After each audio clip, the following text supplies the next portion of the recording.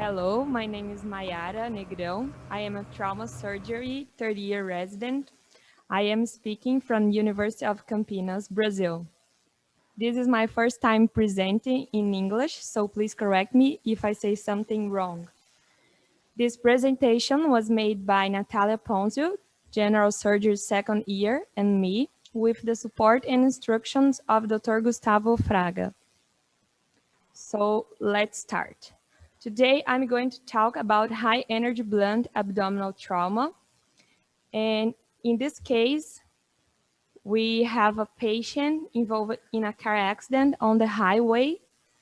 The speed of the vehicle was about 80 kilometers per hour. The patient was the front passenger and wore seatbelt. He was hemodynamically stable, Glasgow 15, on the scene.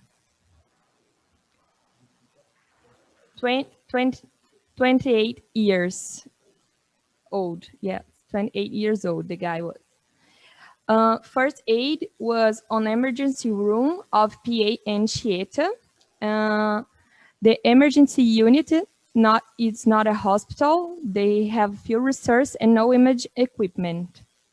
Due to cervical pain, the patient was transferred to the Unicamp hospital, and the patient arrived at Unicamp after 12 hours of the accident. So the initial assessment, A was adequate air protection, cervical collar present. B, symmetrical chest movement, brief sounds ausculted and normal. Respiratory frequency 18. Saturation 99% without supplemental oxygen. So this is when the patient arrived at our unit. And yeah, so C, heart rate 100 beat per minute, blood pressure 120 by 70, normal perfusion, painful abdomen, seatbelt sign, no signs of peritonitis, stable pelvis, Glasgow 15, symmetrical and photoreagent pupils, no motor deficits, and E, no extremity injuries. This is the picture of the patient. And we did the fast in the emergency room. And we can see just a little amount of liquid positive. So this is the lab. These are the labs.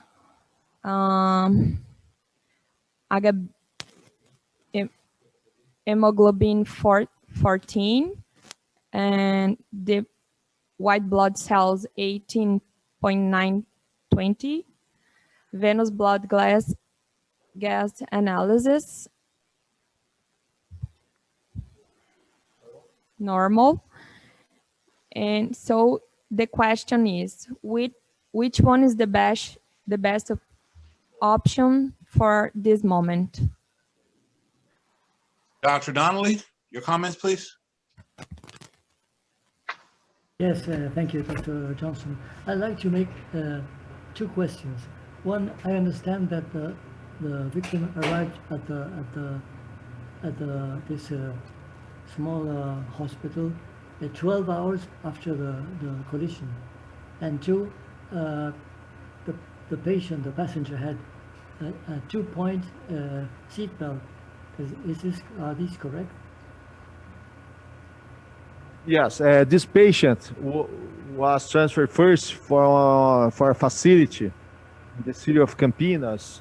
You call emergency, like an emergency room, a small facility, not a hospital. And this patient stayed so long at this facility, 12 hours, about 12 hours to be transferred to our hospital. This is a problem because when you have a event like this one, the best option is direct to a trauma center. But sometimes the pre-hospital is they take the patient to the closest facility. not to the facility where you have the best equipment to investigate the patient. So it took so long. And what the other question, please? Another one? The seat belt. It was a 2-point seat belt or a 3-point seat belt? That looks like a 2-point. Yes. Three-point seat belt. 3-point seat belt. 3-point. 3-point. Yes. Okay. But only in the lower abdomen there was this sign on. But I think was a 3-point seat belt. Okay, And thank you, Dr. Fraga. when you have lectures for the students in the second, third year of the med school, we always say, if you have a seat belt sign, this patient needs to go immediately to a trauma center. Immediately. But sometimes in pre-hospital, I think they don't pay the attention in the lectures in the past. So it took so long, 12 hours to come to our hospital. Okay. Gary? Gary, I think Dr. Fraga made a very good point on the seatbelt sign, because it tells us of the high energy transfer. I think this patient, this FAST was done at Campinas, and you should consider a laparotomy. If you have a CT scan, I don't know how Campinas works, but nearby you could do, going to the OR, you could do a CT. Although, but this CT always is with intravenous contrast. If not, I will go directly to the OR. Thank you. Thank you, Okay. sir. Atlanta, Dr. Frisbee? Just information. After 12 hours, the patient was transferred to our hospital. In our hospital, we have the ultrasound, X-ray in the emergency department, CT, OR. If you need a DPL, we have DPL. So you have a good condition to treat adequately this patient. Hi, Dr. Frisbee. You muted, sir, Dr. Frisbee. Dr. Frisbee, check your mic, please. Can you hear me? Yes, sir. Go ahead, please. Good. We got a young man who's involved in a car accident. He's a deceleration injury and a seatbelt sign, but he's holding on to his vital signs. He's holding on to his pressure. If you can get him into the CAT scan, it's the best thing to do, because he's got a cervical spine. I presume that's one of the issues, but most probably I would be looking for a torn mesentery or a chance fracture in the lumbar area. Those things are really common when you get especially when you have deceleration to the point where you can see it on the abdomen. But if he can hold on to his pressure, and you clinically, through his clinical picture, you think he can, you can take the chance of putting him in that CAT scanner, but don't dilly-dally. I've seen too many of them just crash in that room. So that's some of the things that I would start to think about with regard to this. I'm not really concerned that he doesn't show much with his fast, a little bit, but I think he's torn. But we'll see. That's all I have. I would probably put him in the CAT scanner. Thank you, Dr. Frisbee. Dr. Oyman, Boston, your comment, sir.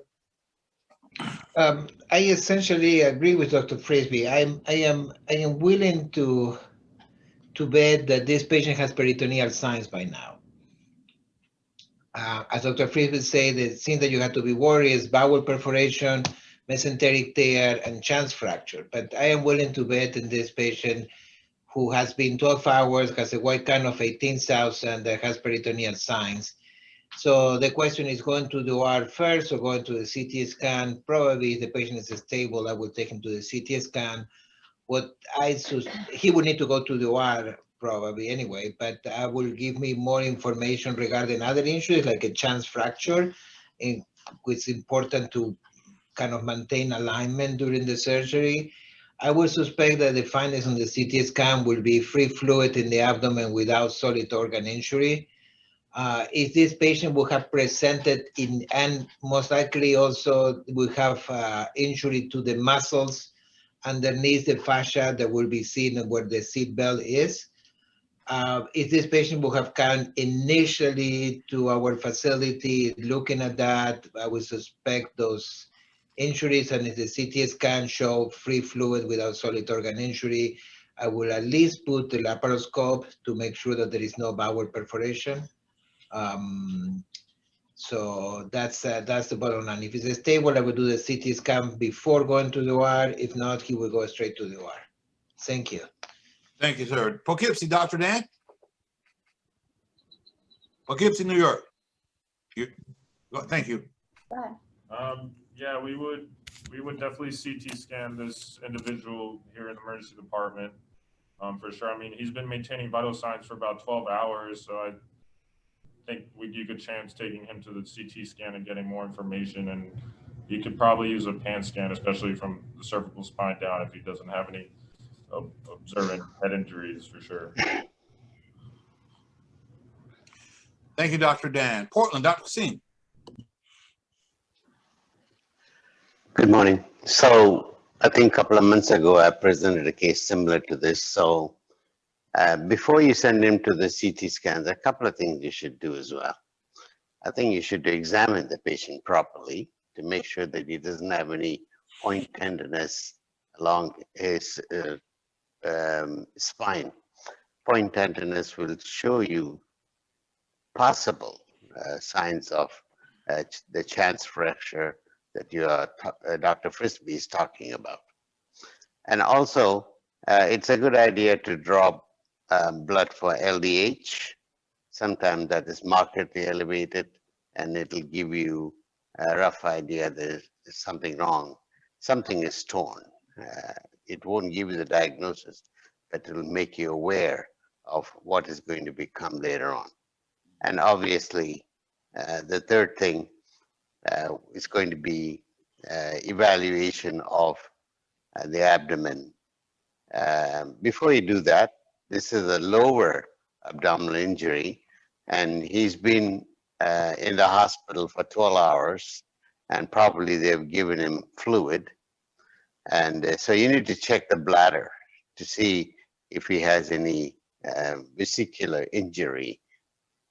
Sometimes these guys, they drink either fluid or beer or something like that, and the bladder is torn in situations like this. So those are the things that you should at least do before you resort to sending the patient for the CT scan.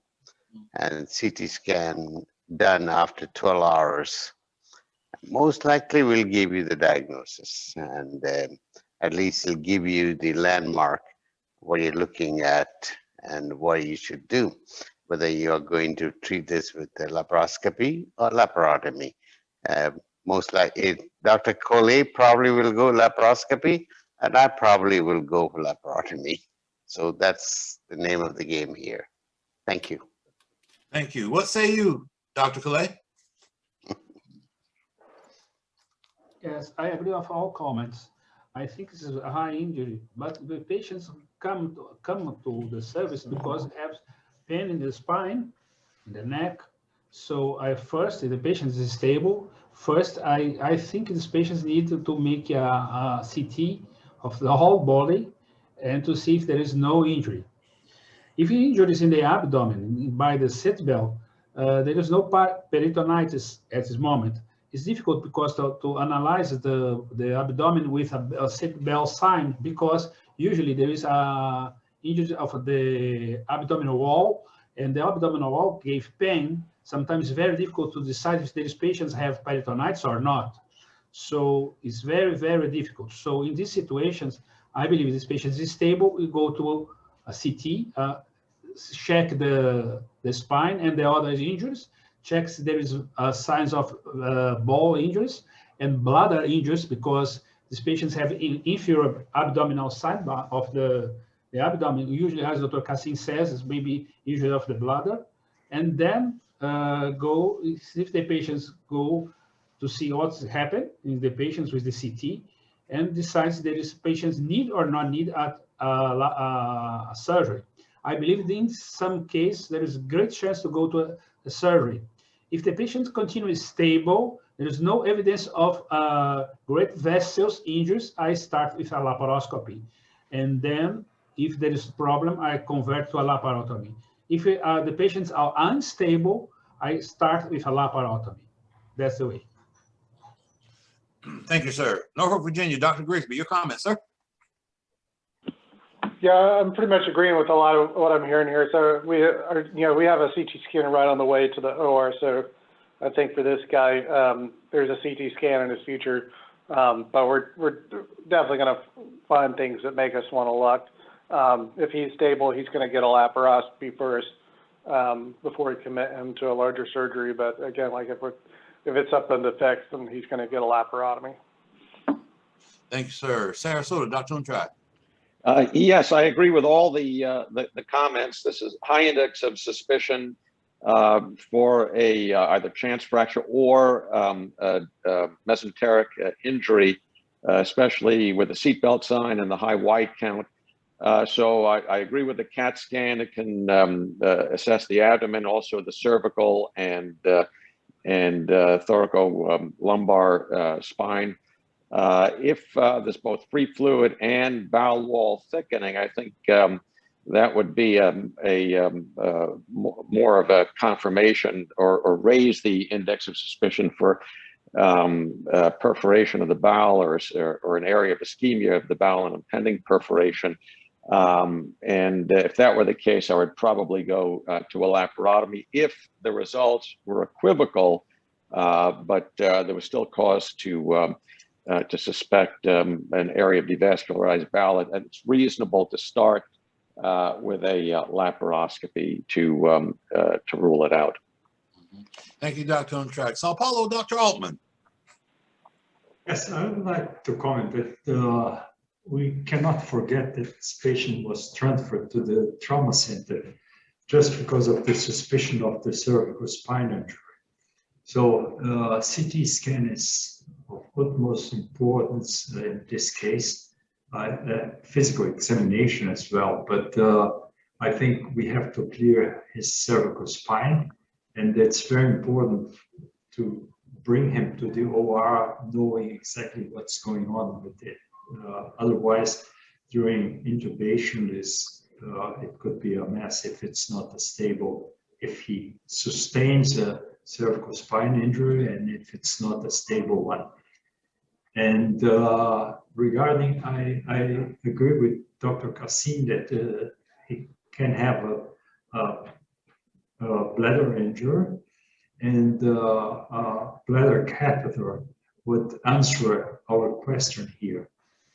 And if everything is clear and he can go to the OR, I would begin with the laparoscopy and see what's going on. I think it was very well discussed before. We don't have to go on it again.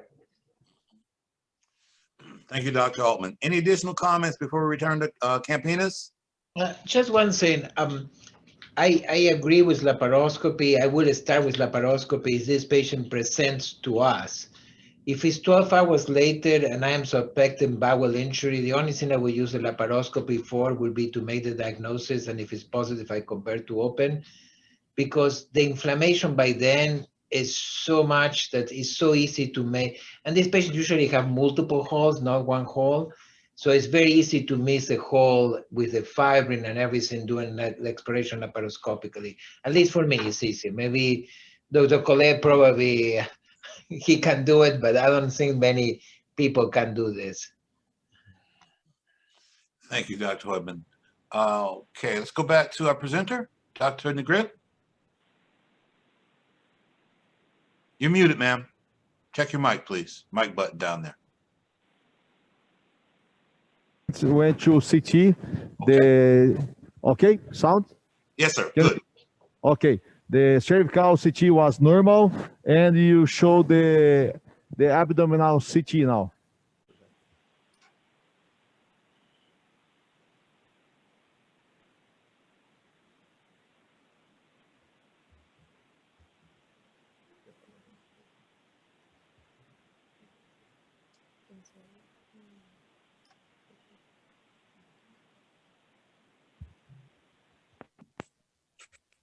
So there was moderate amount of fluid in the abdomen.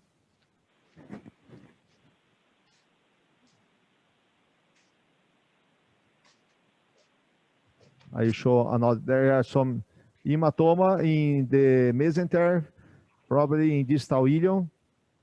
Hematoma.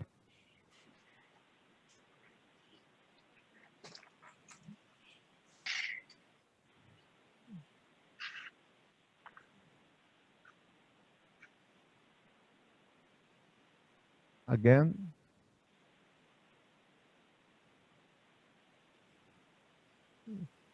This is the arterial phase.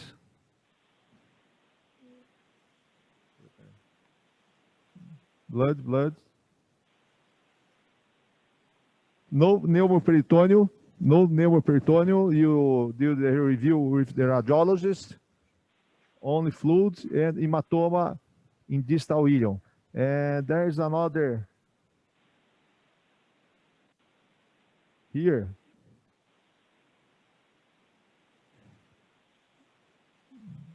There was a hematoma in mesentery of the sigmoid.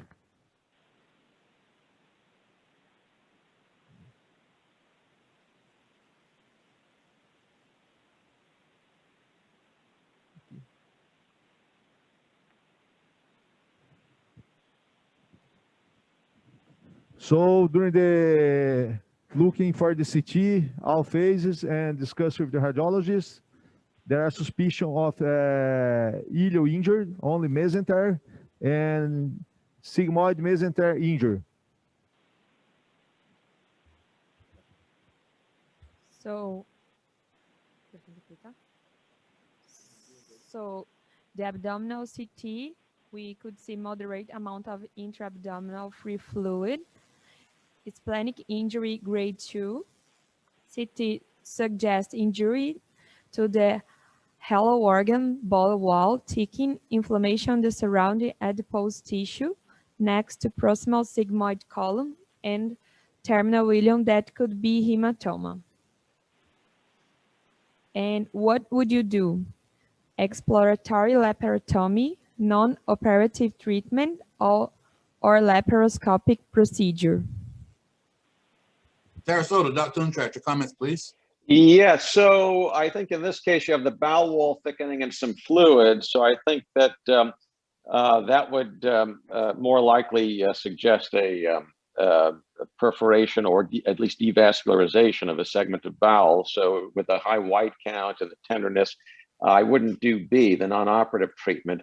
And either A or C would be okay. In a facility where you do a lot of laparoscopy for trauma, I think that would be reasonable.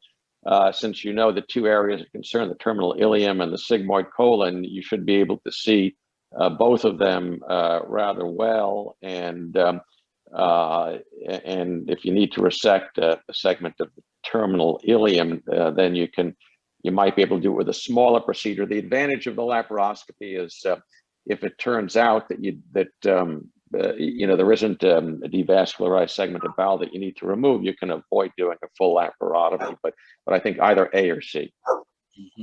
Thank you, Dr. Untrecht. Sao Paulo, Dr. Altman. You're muted, sir.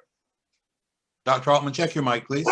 Thank you. I would go for a laparoscopic procedure to see what's really going on with that. Sometimes there is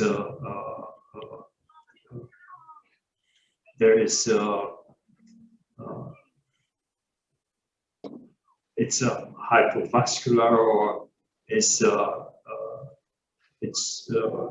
mesenteric vessels are ruptured, and the need for resection of bowel segments. So I would go for a laparoscopy and see if it's possible to do it by laparoscopy or by mini laparotomy, or to solve the problem. All right. Thank you, sir. Norfolk, Virginia, Dr. Grisby.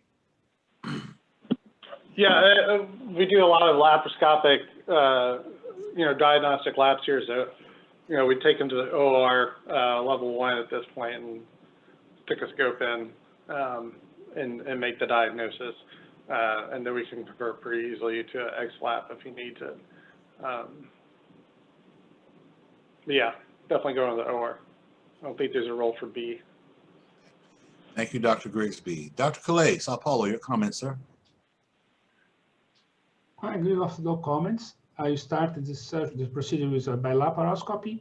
Sometimes the laparoscopy, you can avoid to resect some small parts of the, during the laparoscopy, you can do the resection, but sometimes you have to take off the pieces of the resection. So it's very easy. You can show the ball, show all the pieces that you need to resect. You can resect in laparoscopy. You can make anastomosis outside the patient. You can make a small incision. It's very easy. You can take avoid the large incisions in trauma. The great problem is not immediately the big incision in the trauma, because the patients sometimes comes to hernia afterwards, and then it's very problem to fix it later. So in these positions, I believe this is very important to do. You can start laparoscopy, see the ball, see the segments that you need to resect. If you can start the resections through the laparoscopy, and then you put a small incision, take off the ball out, and make anastomosis and put it down, close, and wash the peritoneum cavity by laparoscopy. It's very interesting procedure, very easy, and I avoid the big incision. That's the way that I go here. Thank you, Dr. Calais. Poughkeepsie, New York. Dr. Dan, your comments, please. I agree with a lot of what the previous surgeons have said. I believe it comes down to surgeon preference and techniques that they're comfortable with. But laparoscopy or X-lap are both appropriate for this patient in terms of resolving his pathology. Thank you. Thank you, sir. Portland, Dr. Kassim. So this case now is more than 12 hours old, and you have determined there is some sort of injury in the abdomen by doing a CT scan. So what will be the best approach? You need to ask yourself. So in my opinion, I think laparoscopy in a case like this takes quite a bit of time to accomplish, except in Dr. Colay's hand. Dr. Colay is a master surgeon, and he does this sort of thing on a routine basis, and he will get away with it. But average Joe, I think it'll be better that you approach this with a laparotomy. The other thing that I want to mention as well, when you have 2 organ injury, ileum and sigmoid colon, be aware that you may be missing a 3rd one. They usually come in 3. My teacher tells me, when you have 2 stuff involved, look for the 3rd one that you may have missed on the CT scan. So for those reasons that I've just pointed out, and I think laparotomy in my hands is a much better choice, and I can get this accomplished rather quickly as well. And then I can do a thorough examination, and then I can go to bed and I'll sleep well. Thank you. Thank you, Dr. Kassim. Boston, Dr. Harmon. What can I say after coming after Dr. Collet and Dr. Kassim? There's not too much to add here. I agree with Dr. Collet that we can start laparoscopically and do the resection and done many times, and maybe make a small incision because you need to get the segment out anyway, the one that you're resecting, and doing the anastomosis extracorporeal. It works great, but you have to have good visibility. And as Dr. Kassim pointed out, 12 hours later is very difficult to see, and it's very easy to miss minor injuries, particularly if they are close to the mesentery. So I might put the laparoscope, and if I see that there is free succus, I would just convert to open. I wouldn't even try to do it laparoscopically at that point. If I just only see blood, maybe, but I think that this guy, my feeling is that he has a bowel injury, and this would be a laparotomy. Thank you. Thank you, sir. Dr. Frisbee. One more thing. Yes, sir. This guy also in the CT scan, it looked like he has a serious injury of the wall just above the right iliac crest. It looked like the muscles are completely disrupted there.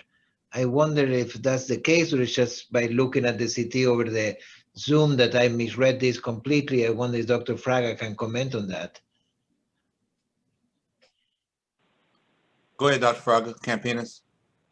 Yes, there was a laceration in the muscle, but no signs of hernia, only the muscle laceration. Okay. Does that satisfy your question, Dr. Hoyman? Okay, great. Let's go to Atlanta. Dr. Frisbee. You hear me? Yes, sir. Loud and clear. Well, after Kasim and Hoyman, I have to tell you that, you know, I would do this laparotomy, not based on that, but based on the fact that I'm not very good with the laparoscope. And I don't want to spend, you know, 2 hours in there when I could just get through with this thing. The other thing is, it gives you a wide field to make sure you run that bowel and you do not discover that third injury, or you do. So in my hands, I presume this would be a laparotomy. That's all I have. All right. Thank you, Dr. Frisbee. Dr. Donnelly, Argentina? Yeah. Yes, Gary, thank you. Yes, sir. I would start with a laparoscopy, and my argument is that you probably have it's quite straightforward.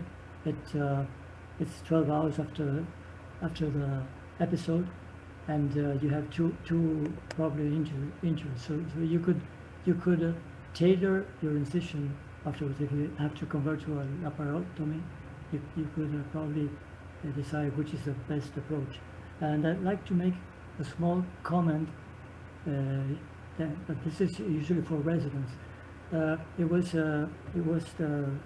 commented in the discussion that you should think on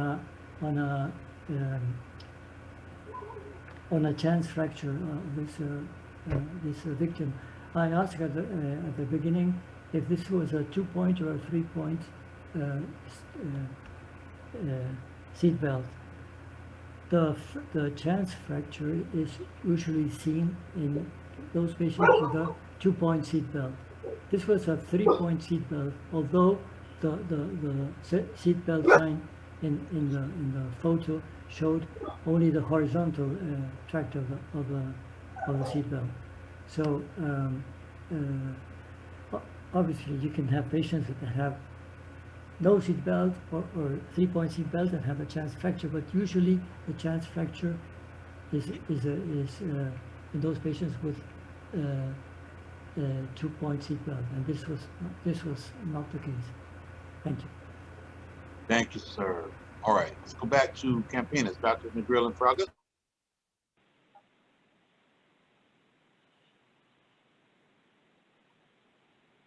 We decided to laparoscopy procedure.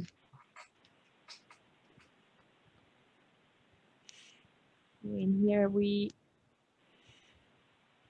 this is the laparoscopic procedure.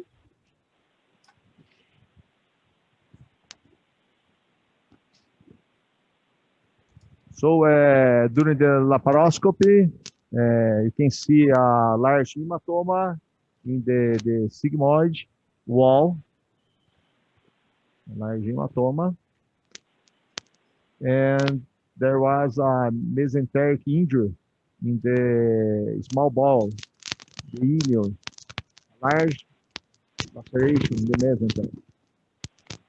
So to open, to go to laparotomy, probably would be very difficult to treat two injuries, the small bowel and the sigmoid injury. Laparoscopy, with the hematoma, maybe a little ischemia in this area too, with the hematoma, and we opened the abdomen, and there was a large laceration in the mesenteric, distal ileum, large laceration. moderate amount of blood in the cavity. And here you can see the sigmoid. There was an area with no vascularization. So there was ischemia and hematoma. And the patient was stable all the time, no vasoactive drugs, no blood transfusion. The arterial blood gas analysis here, the lactate a little higher, 5.2, and the patient all time stable. And the next question, how to treat this patient during laparotomy? Both resection with primary anastomose in the small bowel, in the sigmoid too. Treat the small bowel with primary anastomose and do a heart procedure in the sigmoid. And the other option, small bowel resection, primary anastomose with ileostomy, protective ileostomy, and sigmoid resection with primary anastomose. So there are some options. I think you should discuss this option, and each one select which one is appropriate in your service. Go, guys. Okay. Let's go to Portland. Dr. Kasim, for your comments, please. Well, this is where you differentiate the boys from the men, like Dr. The fellow from Kentucky used to say.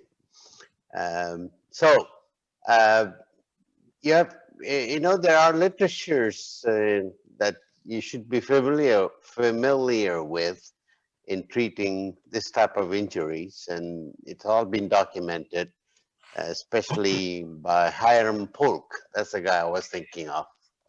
And so the patient never had any evidence of hypotension. He was stable, and you didn't have to do any blood transfusion. And, he doesn't have an obvious leakage of gut into the peritoneal cavity. But you're seeing significant injury to the small bowel, mesentery, and you really cannot determine what that segment of the bowel is going to be like in 24 to 48 hours or 36 to 72 hours. And the same situation in the sigmoid colon as well. Now, I remember one episode in my favorite TV program years ago, MASH, and Hawkeye did one of these, and he did not do a primary resection. He left it alone, and then he fret over it for several days when the patient became to have tachycardia and hypotension and all that sort of thing. And eventually he returned the patient to the operating room only to find that he did have an injury to the sigmoid colon. There was a perforation. So that particular episode stays in my mind throughout my career. And also Dr. Polk's papers are very well embedded in my computer. So for that reason, when I see something like this, I add all the minus pluses, and I go ahead and do a primary resection of the small bowel and do a primary anastomosis. And regarding the sigmoid colon, in my earlier career, I used to do a Hartmann dissection, but later on I found out that that was an overkill from various papers that were published. And in the last 5 to 10 years, and I also do a primary anastomosis of the sigmoid colon because of the reasons I told you. He was not hypotensive, he didn't break a transfusion, and he's stable. All those reasons, for that reason, I do a primary anastomosis, because Hartmann dissection is a very difficult operation when you go back and have to put things back together. So I would be interested to hear what the professors and the experts say on this. Thank you. Thank you, Dr. Kasim. Atlanta, Dr. Frisbee? Well, You know, can you hear me, by the way? Yes, sir. I think Kasim's right. You know, as long as you don't have any gross fecal spillage and you don't have any need for a blood transfusion with a primary anastomosis. Of course, the small bowel, you just resect it and anastomose it. But the question really becomes what to do with that sigmoid. And as long as you don't have any gross fecal spillage, you can probably get away with primarily closing it. That's what I would do. That's Thank you. All right. Thank you, Dr. Frisbee. Dr. Dan? I'm going to deflect this to Dr. Vinces, who's the trauma. Hi. Hi. Fausto Vinces here from Poughkeepsie, New York. Yeah, I agree. I think that if there is no small bowel, it would be a straight small bowel resection with primary anastomosis for us, and sigmoid resection with primary anastomosis, as long as there is no requirements for blood transfusion or there is gross spillage. Yep, that would be for us what we would do here.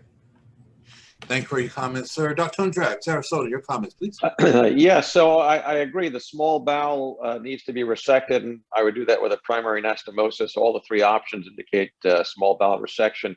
And then the issue is the sigmoid colon. Looking at the pictures, it almost looked like there was a localized hematoma at the anti-mesenteric border of the sigmoid colon. If that's what it was, you know, you might be able to just unroof the hematoma, evacuate it, and then imbricate it, especially if the mucosa is not violated. But assuming from the way you posed the question that you need to resect the sigmoid colon, in this case, there was no spillage, there was no perforation yet of either small bowel or colon, and the sigmoid colon did not look distended, so you can usually do a primary anastomosis. The dedicated colorectal surgeons like to do that.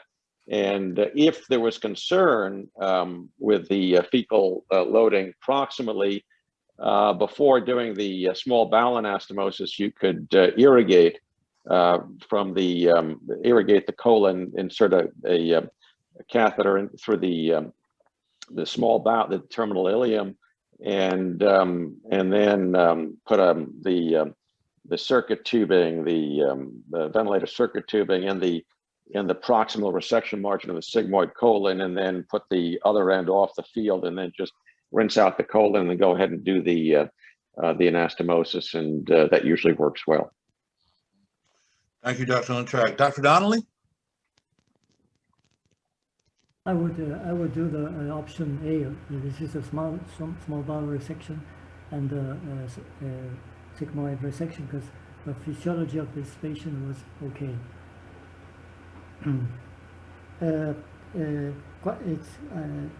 I'd like to congratulate Dr. Kasim on his comment about the 3 lesions, and afterwards I would like to ask Dr. Negril if there was a 3rd lesion or not. Thank you. Yes, sir. I'm sorry, who was that question directed to, Dr. Donnelly? Dr. Negril, who is the resident on Gustavo Fraga's Campinas. Yes, sir. Dr. Negril? Were you able to hear his question, ma'am? I wasn't able to. Okay. Sorry, I'll repeat it.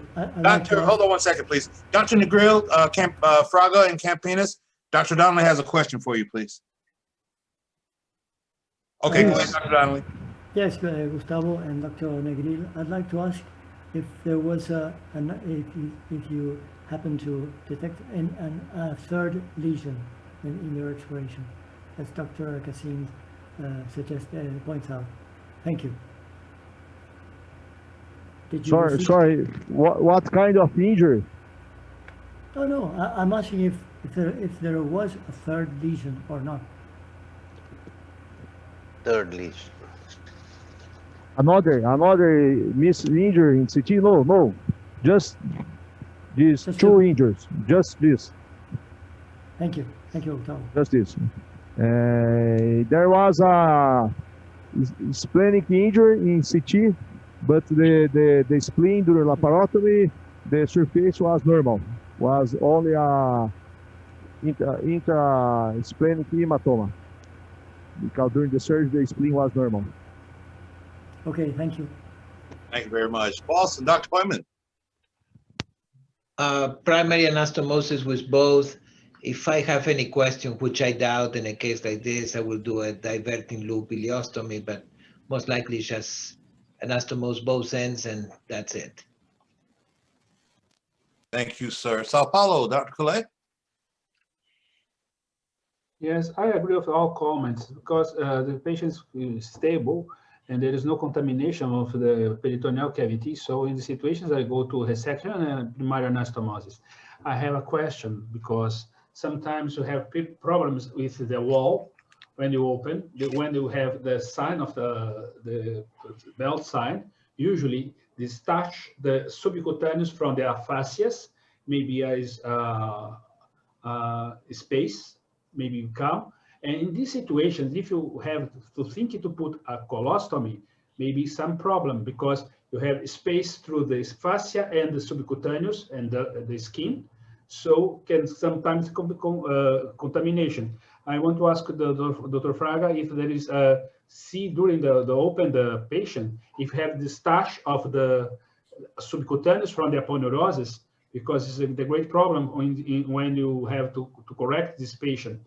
And if they can see, when you see open the abdominal wall, if there is defect in this wall or not, because sometimes we can see here in São Paulo, several cases that have some injuries of the muscle, and later they can become a hernia of this incision. There's no a hole down, but in the evaluations come with a hernia, and sometimes it's very difficult to treat. And I want to ask these questions because the problem, I believe the ball is very easy, but if we have, sometimes we have to put a colostomy in patients or ileostomy in patients with the starch, the subcutaneous from the fascia, you can have problem to fix it and the contamination of this area and maybe problem in the postoperative day. Good question, Dr. Collet. Good question. In this page, no injury in abdominal wall in this case. There was only a small hematoma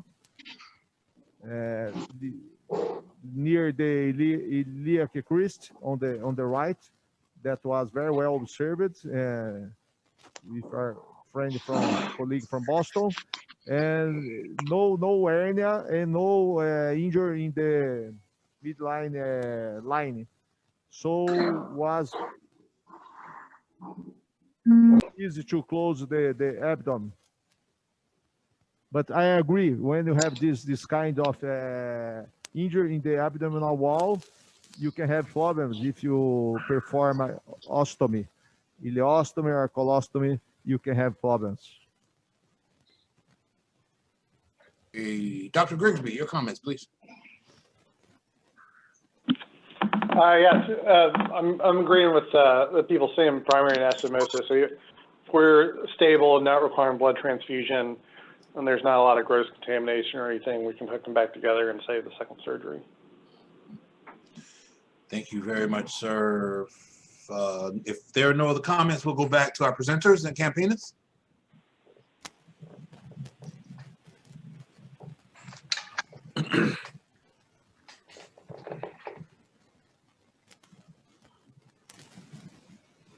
I'm sorry, Dr. Negrao, you check your mic, please.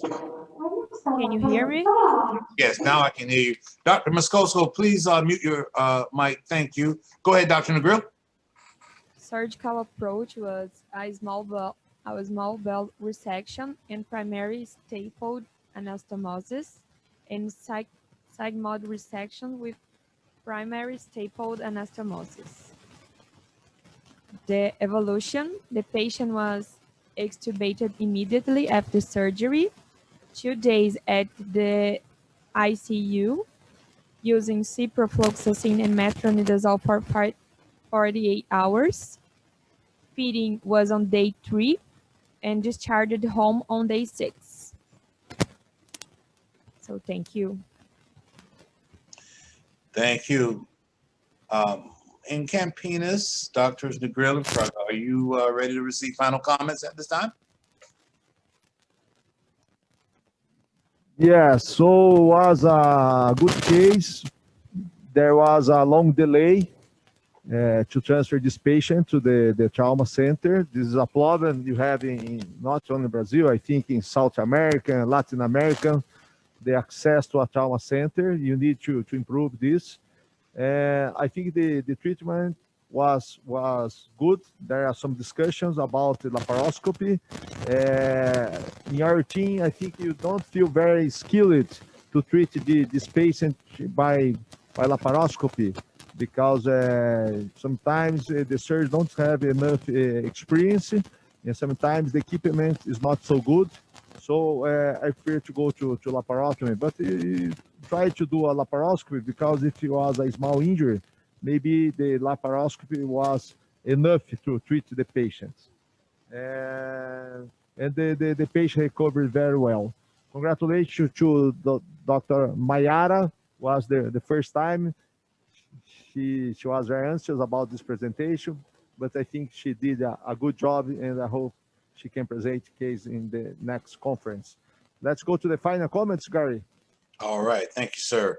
Before we do, let's make sure that everyone can see the CME code being shared at the time. And anyone that cannot see it? I can't see it.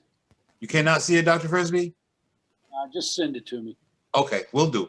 All right, so let's go to Poughkeepsie for your final comments, please. No, just one question. Why would the patient need 2 days of ICU?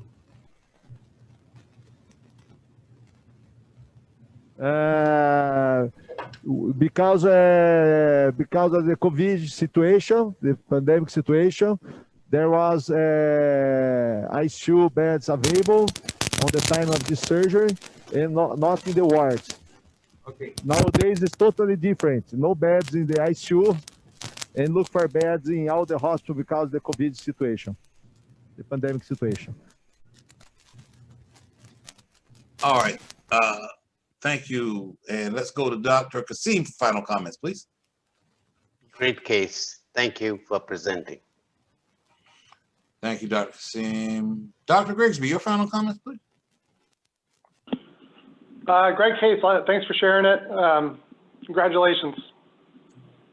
And, you know, it's something that there's a big push for laparoscopy here, like always sticking a camera in at least before making the incision. It's something that can help drive that laparotomy incision to at least be smaller if it can be. But yeah, great case. Thank you, sir. Dr. Calais, your final comments, please. Yes. I have congratulations for Gustavo, who's very great case, and congratulations for his new resident, and congratulations for her day today. And I hope you share more cases, Gustavo, in the conferences. Your cases are very good, very nice case. Thank you for sharing. Thank you, Dr. Calais. Go to Atlanta. It's Dr. Frisbee for your final comments, please. Well, the resident did a good job. We can relax now. Gustavo's a very good teacher. It's a nice case. Thank you very much. Thank you, Dr. Frisbee. Dr. Untrak, Sarasota, your final comments, please. Yeah, so that was very well presented, Dr. Negrao, and well done, excellent judgment. And Dr. Fraga, about the issue of dealing with the smaller hospitals and helping to educate and work with your partners. The WHO in developing countries around the world, they prepare nice little posters that are very simple, that have the very important points that are hanging right there in the emergency department. So in this case, you know, if you have a lot of these injuries with seatbelt sign, you put seatbelt sign, send directly to the trauma center without delay, that kind of thing. And the small points, very important to remember. But, you know, everyone, and I've spent a lot of time in developing countries, everyone wants to do a good job. It's just a matter of sharing knowledge, information, encouragement, you know, that kind of thing. And that seems to work well. And you get to see all that because the cases eventually come to you, and I think they rely on you for that back and forth. But very well done, very interesting case. Thank you very much, Dr. Intl. Do we have any additional final comments? Yeah, I think it was a very good presentation, and it was a very realistic case from the real world. You know, 12 hours delay in the night, and an excellent management. Thank you. Thank you, Dr. Donnelly. Thank you for presenting, Drs. Negrao and Dr. Fraga, and thank you all for joining. So please keep an eye on your email, and if you have something to present, go ahead and get in contact with Valeria. Meanwhile, take good care of yourselves, and I look forward to seeing you all again next time.